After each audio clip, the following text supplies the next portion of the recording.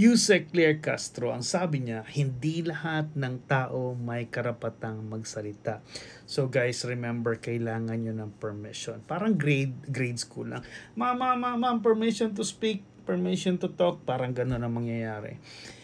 Diyos ko. Tingnan nyo to. Ito po ba ay nasa batas na the Vice President is free to speak against the President at any time? Hindi po lahat ng tao merong karapatang magsalita. Lahat po tayo may karapatan na magsalita ng tama. May karapatan po tayo because of the constitutional right. Meron tayong freedom of expression, pero may limitasyon po yan. Ang sinabi natin, kapag ka po meron kang karapatang magsalita, meron ka rin pong obligasyon na sundin ang batas.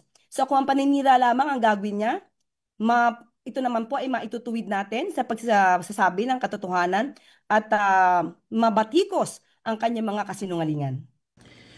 Please lang po, hindi ko talaga maintindihan si Yusek Claire Castro. If kayo very loud and clear nyo siyang naiintindihan, please, pakilagay sa comment ko anong sinasabi niya.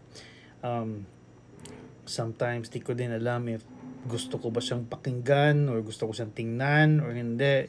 Kasi parang nangunguna yung naiirita ka sa kanya. Parang yun yung feeling ko. Again, feeling ko lang yun. Ewan ko lang kung if there are people na who idolize her, magpasadyahan nyo na ako, but that's how I feel sa kanya.